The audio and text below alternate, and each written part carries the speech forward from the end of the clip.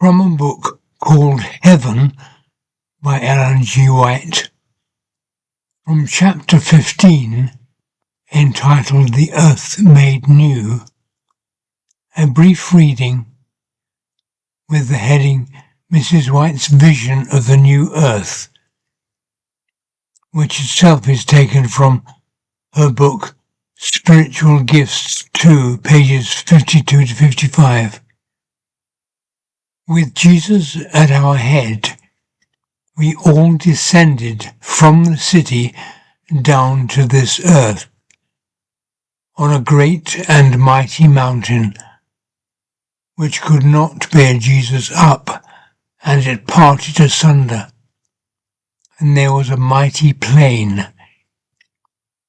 Then we looked up and saw the great city, with 12 foundations, 12 gates, 3 on each side, and an angel at each gate.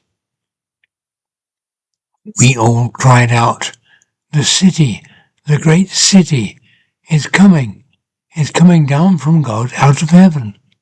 And it came, and settled on the place where we stood. Then we began to look at the glorious things outside of the city.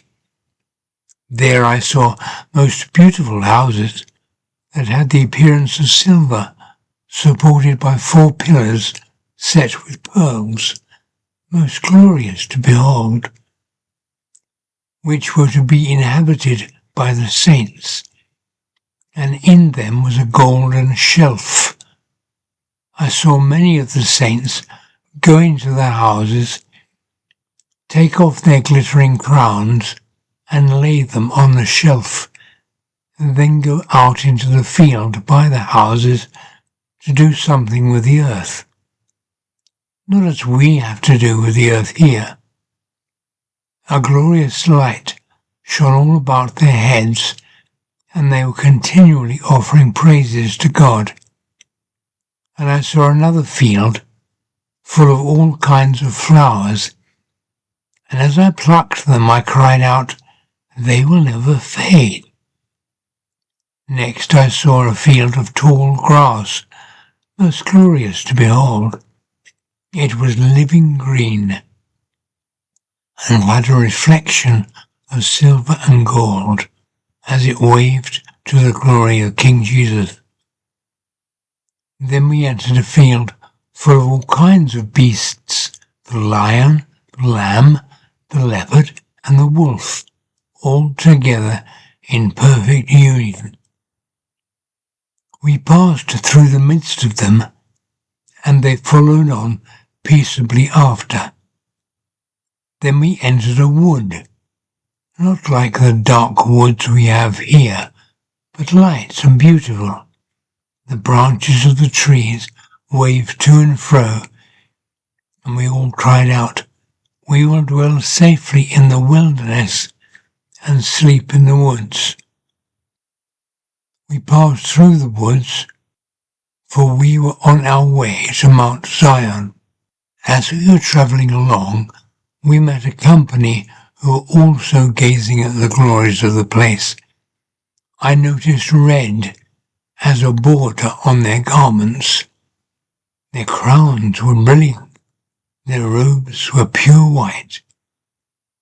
As we greeted them, I asked Jesus who they were. He said they were martyrs that had been slain for him.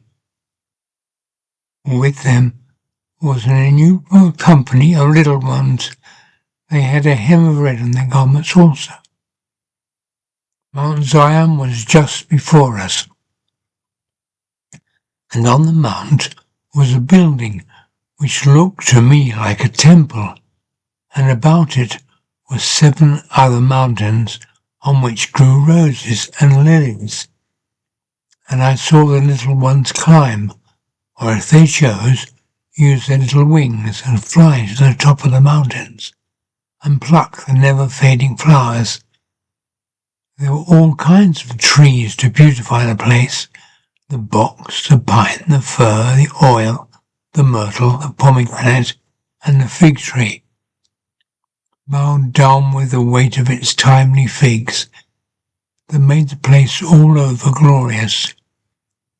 And as we were about to enter the temple, Jesus raised his lovely voice and said, "Only the 144,000 entered this place," and we shouted, "Alleluia."